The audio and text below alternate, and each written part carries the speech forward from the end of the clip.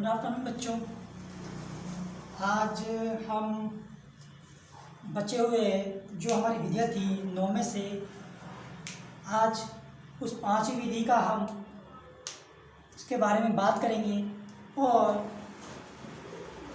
देखेंगे कि ये कौन सी विधि है और इसके प्रवर्तक कौन थे और इसका क्या मनोविज्ञान में इसका क्या स्वरूप है।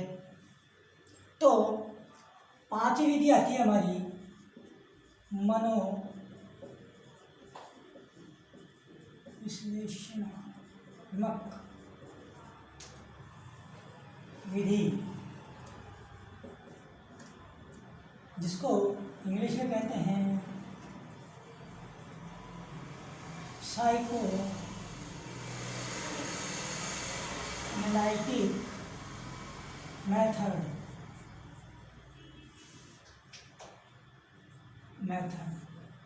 साइको एनालिटिक मेथड, मनोविश्लेषणात्मक विधि।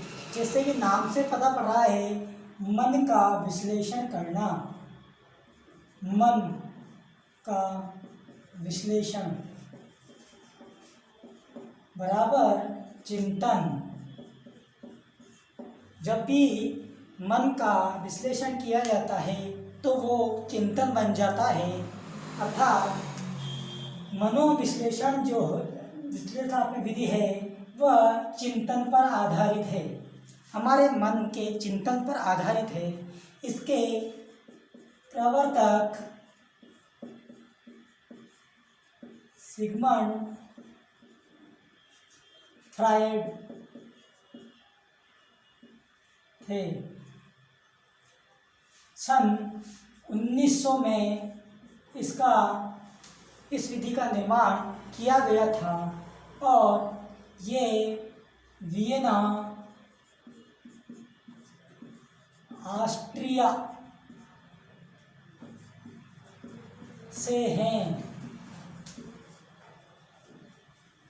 मनोविश्लेषणात्मक विधि के प्रवर्तक सिगमंड फ्रायड थे और सन 1900 में इस विधि का उन्होंने निर्माण किया था, जो कि वियना ऑस्ट्रिया के रहने वाले थे, प्रसिद्ध मनोवैज्ञानिक थे।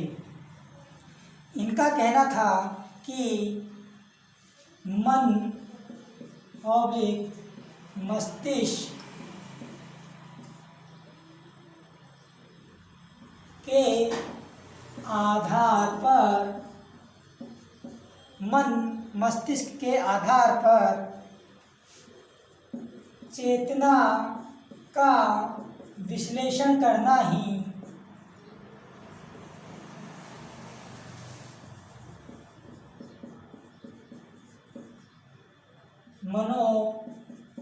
मनोविश्लेषण कहलाता है। ये सिगमंड फ्रायड द्वारा बोला गया था कि मन मस्तिष्क के आधार पर चेतना का विश्लेषण करना ही मनोविश्लेषण कहलाता है। इसके 3 प्रकार होते हैं। पहला है चेतना, दूसरा है अर्ध चेतना और तीसरा है अचेतन।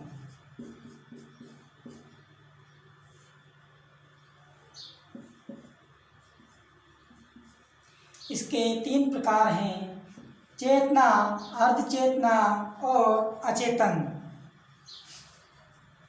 सबसे पहले बात करते हैं चेतना की।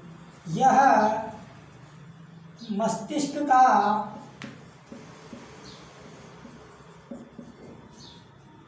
सबसे छोटा भाग होता है।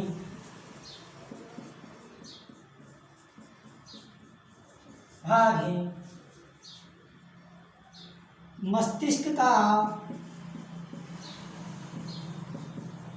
10% या 1/10वां भाग है। यह सबसे सक्रिय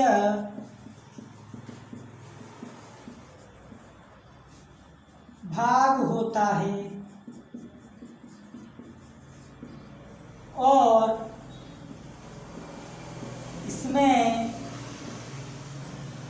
इसमें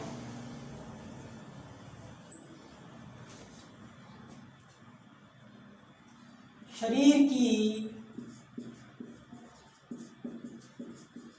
सबसे ज़्यादा ऊर्जा का व्यय होता है।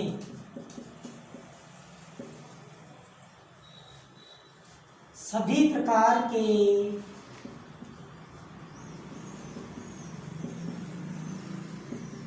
चिंतन इसमें किए जाते हैं।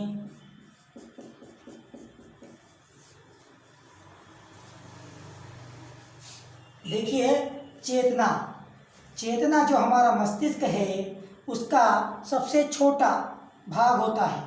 3 भाग होते हैं मस्तिष्क के: चेतना, अर्धचेतना और अचेतन। चेतन या चेतना है, इसमें मस्तिष्क का सबसे छोटा भाग होता है, 101/10वां भाग होता है। यह सबसे सक्रिय भाग भी होता है। मनुष्य जो भी सोचता है, क्रिया करता है या उसके द्वारा जो भी एक्टिविटी की जाती है, इसके द्वारा ही की जाती है। और इसमें शरीर का सबसे ज़्यादा ऊर्जा व्यय होता है। जब मनुष्य जिस चीज़ का सबसे ज़्यादा प्रयोग करता है तो उस चीज़ में ऊर्जा भी व्यय होती है। तो मस्तिष्क में जब इस भाग के द्वारा जब ज़्यादा से ज़्यादा कार्य किया जाता है तो सबसे ज़्यादा ऊर्जा का व्यय भी इसके द्वारा ही किया जाता है। और सभी प्रकार के चिंतन इसी के द्वारा या इसमें ही किए गए जाते हैं। बड़े से बड़े वैज्ञानिक और मनोवैज्ञानिक आइंस्टीन हुए, और ये जितने प्रसिद्ध मनोवैज्ञानिक हैं, सिगमंड फ्राइड, और इन्होंने इनका ज़्यादा से ज़्यादा मस्तिष्क का 20% हिस्सा ही काम में आया। आइंस्टीन का कहते हैं कि 20% हिस्सा ही काम में, बाकी 80% जो मस्तिष्क का हिस्सा है वह निष्क्रिय ही था। सोचिए, जब 20% और 10% भाग ही मनुष्य का कार्य करता है तो ही वह इतने बड़े काम कर लेता है। तो अगर पूरा मस्तिष्क काम करे तो वो अपने आप में क्या बन जाए। अब दूसरा भाग आता है अर्ध चेतन या अर्धचेतना। यह भाग दोनों भागों के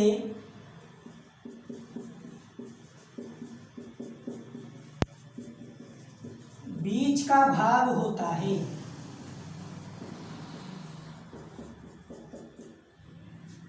बीच का भाग होता है। इसके द्वारा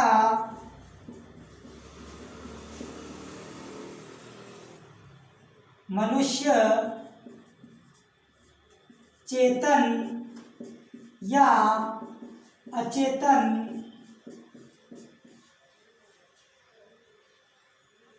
भाग में जाता है। मतलब एक तरह से ये पुल का काम करता है। इसके द्वारा ही मस्तिष्क का हमारे विचार, मन, चिंतन, हमारा चिंतन का जो प्रभाव है, हमारा चिंतन का जो मोड़ है वह या तो चेतन की तरफ मुड़ जाता है या फिर अचेतन मन की तरफ मुड़ जाता है। तीसरा भाग आता है अचेतन। यह मनुष्य के मस्तिष्क का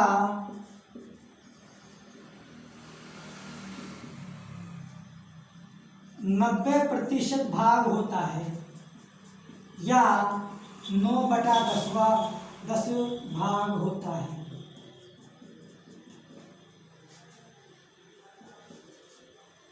9/10 भाग होता है। इसे लिख लीजिए।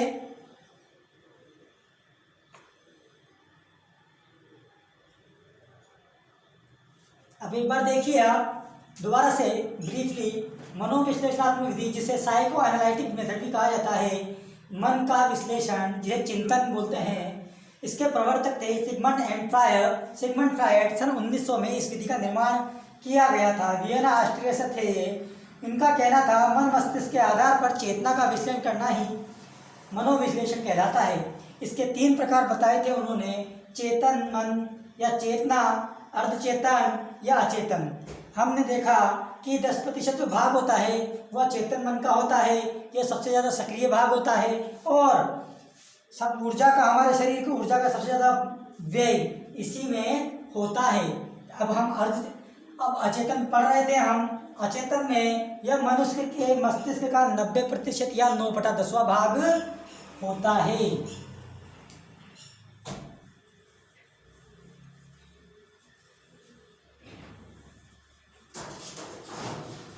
9/10वां भाग होता है। अब देखिए आगे, यह निष्क्रिय भाग होता है।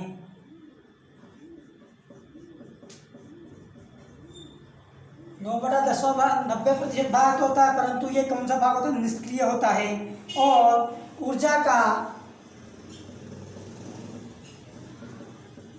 सबसे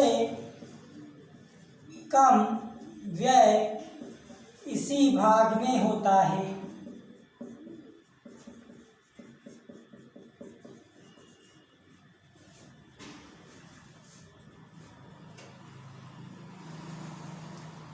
मनुष्य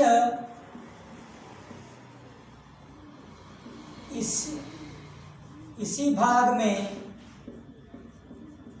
सबसे ज़्यादा रहना पसंद करता है।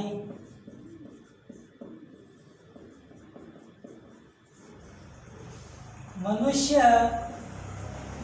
अपनी समस्त दमित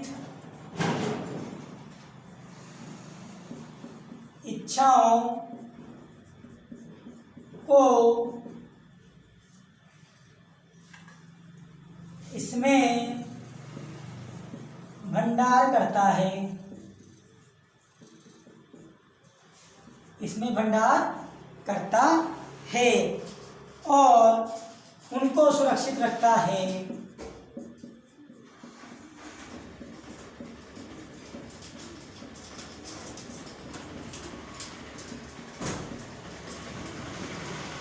उनको सुरक्षित रखता है।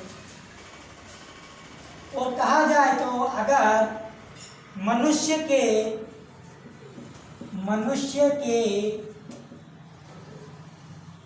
मस्तिष्क या व्यवहार का अध्ययन इसी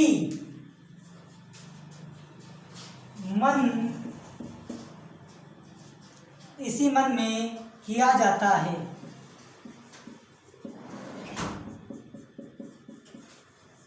जो सबसे ज़्यादा निष्क्रिय भाग होता है उसी का अध्ययन किया जाता है। उसी मन जो अचेतन मन होता है, जो अंदर मन की इच्छाएं दबी हुई होती है, उनको बाहर निकाला जाता है और उनको बाहर निकाल के उसके व्यवहार का पता लगाया जाता है। अब एक बार देख लीजिए, यह मनुष्य के मस्तिष्क का 90% भाग या 9/10% भाग होता है। यह निष्क्रिय भाग होता है। ऊर्जा का सबसे कम व्यय इसी भाग में होता है। मनुष्य इसी भाग में सबसे ज़्यादा रहना पसंद करता है। मनुष्य अपनी समस्त दबित इच्छाओं को इसमें भंडार करता है और उनको सुरक्षित रखता है। मनुष्य के मस्तिष्क या व्यवहार का अध्ययन इसी मन में किया जाता है। और मनोवैज्ञानिक, जितने भी मनोवैज्ञानिक हैं, उन्होंने सबसे ज़्यादा अचेतन मन के ऊपर ही अपना जितने भी प्रयोग किए हैं वो मनुष्य के अचेतन मन के ऊपर ही किए हैं। जब तक मनुष्य की क्या दमित इच्छाएं हैं उसकी क्या इच्छाएं हैं जो दबी पड़ी है उनको बाहर नहीं निकाला जाएगा, उसके असली व्यवहार का अध्ययन नहीं कर सकते। लिख लीजिए आप। आपसे निवेदन है कि आप हमारे चैनल को सब्सक्राइब करें और ज़्यादा से ज़्यादा शेयर करें, और किसी प्रकार की समस्या होने पर या हमने व्हाट्सएप नंबर दे रखे हैं, इस पर आप अपने प्रश्न पूछ सकते हैं और संपर्क कर सकते हैं।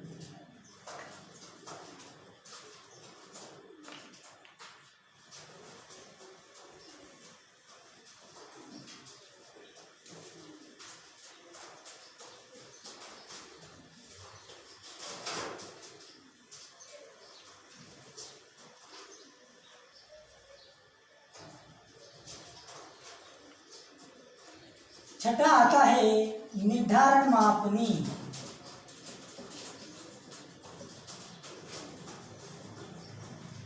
निर्धारण मापनी को अंग्रेजी में कहते हैं रेटिंग स्केल।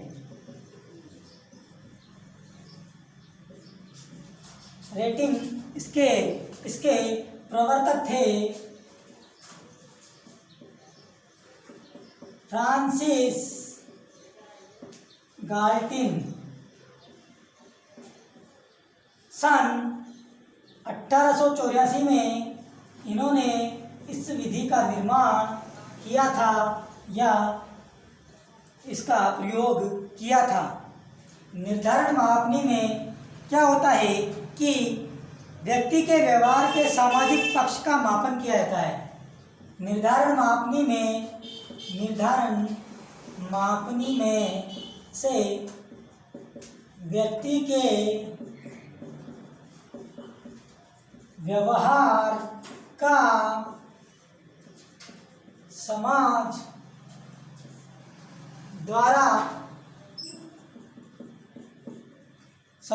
द्वारा या सामाजिक पक्ष द्वारा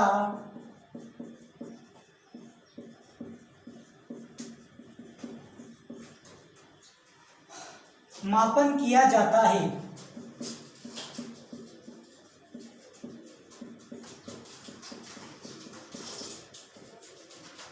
देखिए, निर्धारण मापनी से व्यक्ति के व्यवहार का समाज द्वारा या फिर सामाजिक पक्ष द्वारा मापन किया जाता है। अब मापन कैसे किया जाता है? व्यक्ति के व्यवहार का मापन समाज द्वारा कुछ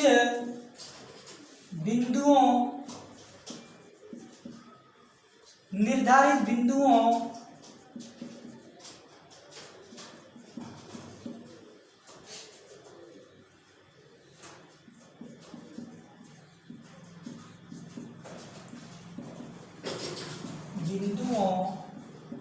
के माध्यम से,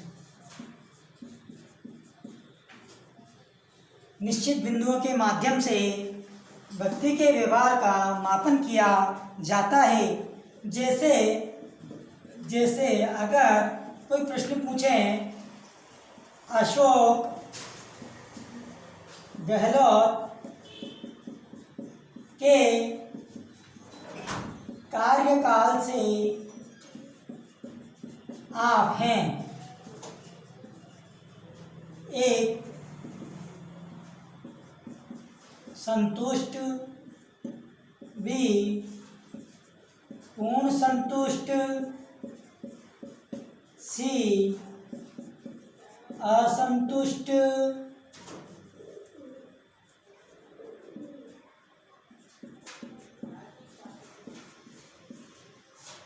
डी पूर्ण असंतुष्ट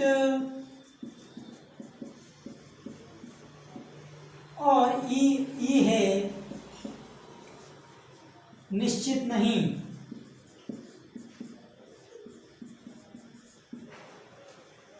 निश्चित नहीं।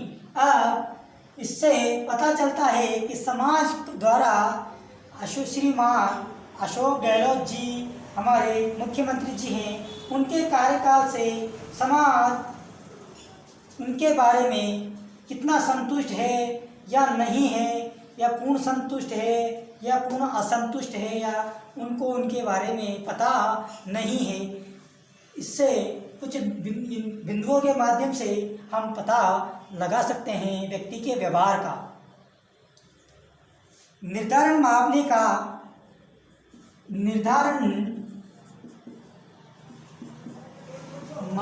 का सबसे पहले प्रयोग सन 1883 में फ्रेंचनर द्वारा अमेरिका के एक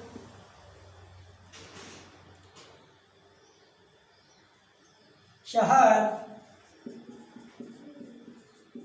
इंडियाना में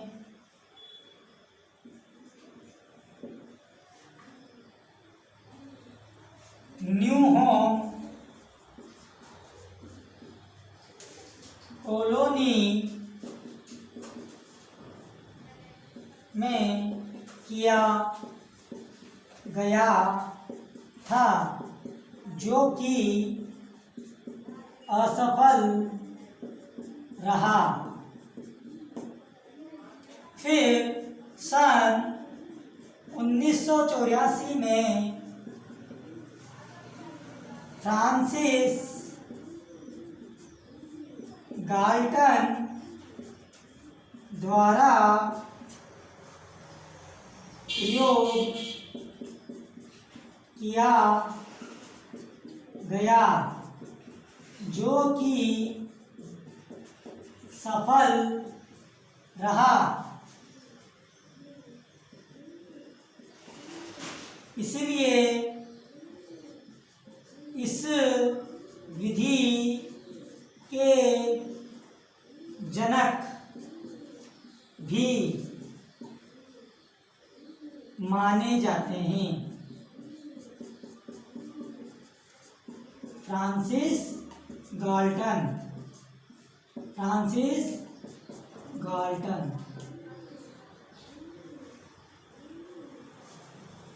निर्धारण मापनी के प्रवर्तक फ्रांसिस गाल्टन हैं। सन 1884 में इन्होंने इस विधि का निर्माण किया था या प्रयोग किया था। निर्धारण मापनी से व्यक्ति के व्यवहार का समाज द्वारा या सामाजिक पक्ष द्वारा मापन किया जाता है। व्यक्ति के व्यवहार का मापन समाज द्वारा कुछ निश्चित बिंदुओं द्वारा या के माध्यम से किया जाता है, जैसे कि श्रीमान अशोक गहलोत जी साहब के कार्यकाल से आप हैं, तो इसमें हमें ऑप्शन दिए होते हैं ABCDE। तो इनमें से जिस समाज को जो समझ में आता है, इनके बारे में जैसा लगता है, वो अपनी अपनी राय देते हैं और उनके व्यवहार के बारे में बताते हैं। अगला पॉइंट है निर्धारण मापनी का सबसे पहले प्रयोग किसने किया। तो निर्धारण मापने का सबसे पहले प्रयोग सन 1883 में फ्रेंचनर, ये बहुत ही प्रसिद्ध मनोवैज्ञानिक हैं, फ्रेंचनर द्वारा अमेरिका के एक शहर जिसका नाम इंडियाना है के न्यू होम कॉलोनी में किया गया था, परंतु वो असफल रहे थे। फिर उसके बाद सन 1884 में फ्रांसिस गाल्टन द्वारा प्रयोग फिर से किया गया और वो उसमें सफल हुए।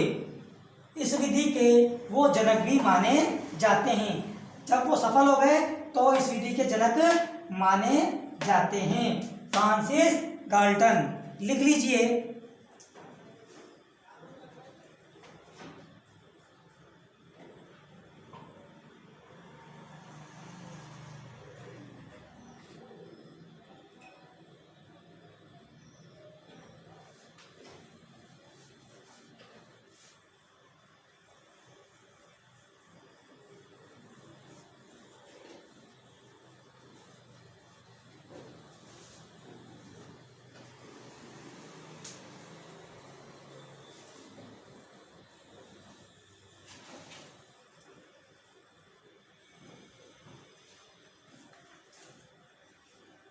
निर्धारण मापने का रूप के दो रूप होते हैं।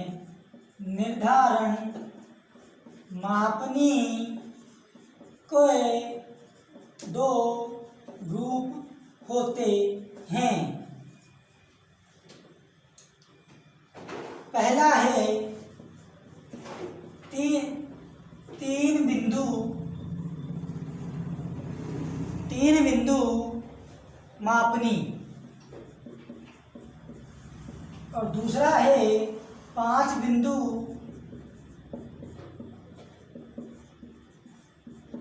मापनी। ये दो हैं। ये हुए इसके रूप। अब आते हैं हम इसके प्रकार। इसके 6 प्रकार होते हैं।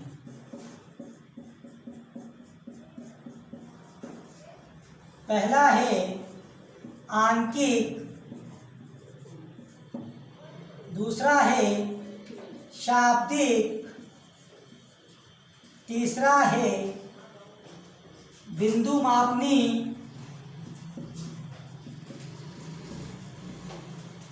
चौथा है वृत्तीय मापनी, पांचवा है रेखीय मापनी और छठा है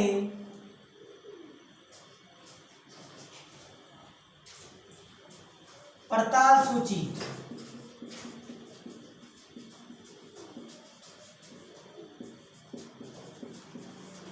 पड़ताल सूची मापनी, जिसे इंग्लिश में चेक लिस्ट भी बोलते हैं। इसके 6 प्रकार होते हैं। इसके रूप तो 2 होते हैं, 3 बिंदु मापनी और 5 बिंदु मापनी। और प्रकार 6 होते हैं, आंकिक, शाब्दिक, बिंदु मापनी, वृत्तीय मापनी, रेखीय मापनी, पड़ताल सूची मापनी। अब प्रश्न कैसे बनेंगे देखिए। या तो पूछ सकते हैं कि निर्धारण मापनी के कितने रूप होते हैं, तो उत्तर हुआ 2 रूप होते हैं। या फिर 3 बिंदु मापनी और 5 बिंदु मापनी कौन सी विधि के बिंदु हैं, रूप हैं, तो उत्तर होगा निर्धारण मापनी। या फिर प्रश्न ऐसे बन सकता है, निर्धारण मापनी के कितने प्रकार होते हैं, तो उत्तर होगा 6 प्रकार। या फिर मिलान कीजिए, निर्धारण मापनी के कौन कौन से प्रकार हैं। आपको 3 सही दे देंगे, 1 गलत दे देंगे।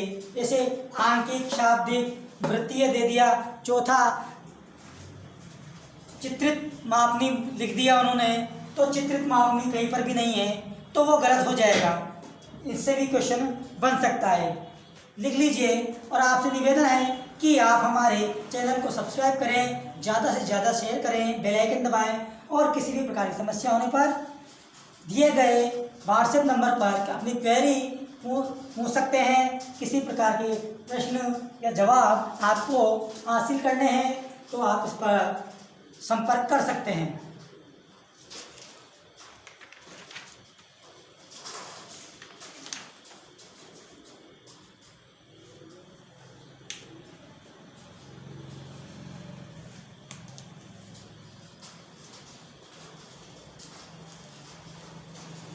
अब हम चलते हैं 7वीं विधि के ऊपर। अभी तक हमारी 6 विधियां पूर्ण हो चुकी है। अब आती है 7वीं विधि, जिसका नाम है तुलनात्मक विधि।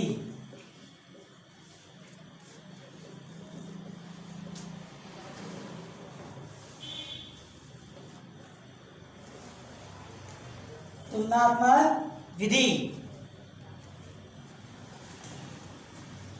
इसके प्रवर्तक थे चार्ल्स डार्विन। चार्ल्स डार्विन के सिद्धांत आपने पढ़े होंगे, प्रकृति के नियम हैं उनके। और चार्ल्स डार्विन ने कहाँ से जन्म? अमेरिका से थे। ये अमेरिका के प्रसिद्ध मनोवैज्ञानिक थे। इनके बारे में इन्होंने कहा कि ऐसे प्रयोग जो सीधे मनुष्यों पर न किए जाकर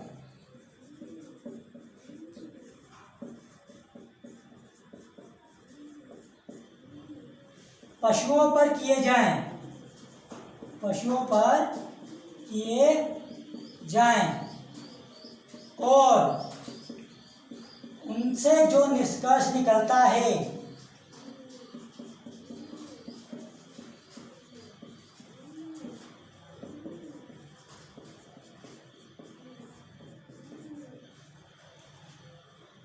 उसका प्रयोग मनुष्यों पर किया जाए।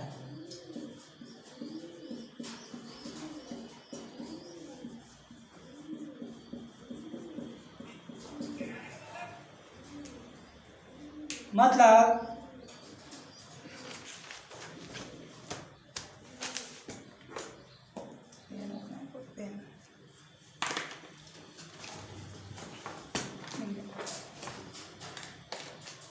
ऐसे प्रयोग जो सीधे मनुष्य पर न किए जाकर पशुओं पर किए जाएं और पशुओं पर जब वो प्रयोग किए जाते हैं तो उनसे जो भी निष्कर्ष निकलता है उसका सीधा सीधा प्रयोग, निष्कर्ष वाला प्रयोग मनुष्यों पर किया जाए।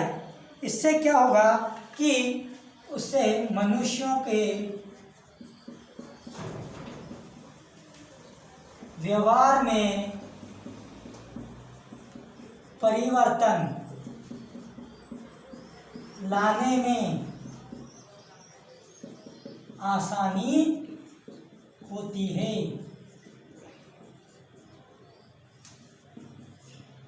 मनुष्यों के व्यवहार में परिवर्तन लाने में आसानी होती है। या फिर एक तरह से बोल दें, पहले तो प्रयोग किया, फिर उसका निष्कर्ष निकला और जो निष्कर्ष निकला उसका उपचार करके उस उपचार को मनुष्यों के ऊपर लागू किया तो इसे उपचारात्मक विधि भी कहते हैं।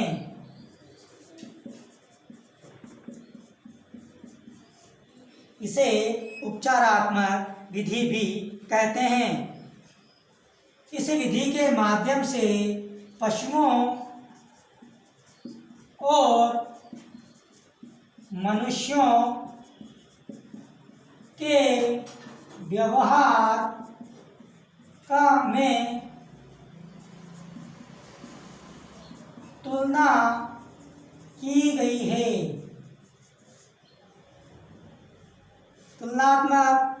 तुलना की गई है या फिर अध्ययन किया गया है। किया गया है।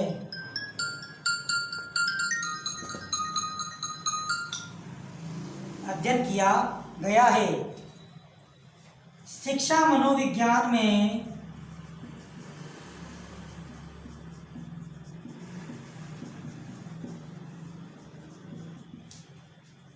इस विधि का सबसे ज़्यादा प्रयोग किया है। सबसे ज़्यादा इस विधि को सबसे ज़्यादा काम में लिया जाता है या काम की जगह लिखते हैं प्रयोग में लिया जाता है।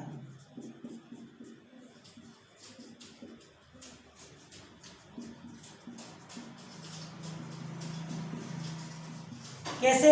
आपने थार्नडाइक का सिद्धांत पढ़ा है, कुत्ते बिल्ली वाला, बंदर वाला।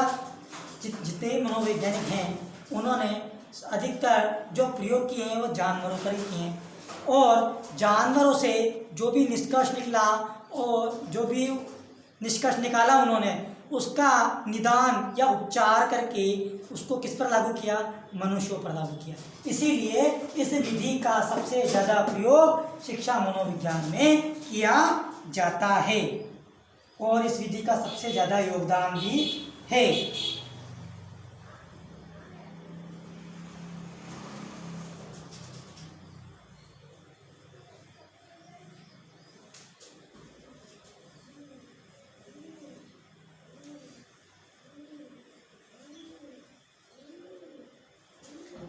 आठवीं आती है सांख्यिकी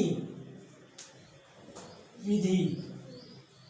सांख्यिकी विधि, जैसा कि हमें नाम से पता चल रहा है, संख्याओं वाली विधि, संख्याओं से संबंधित, आंकड़ों से संबंधित विधि।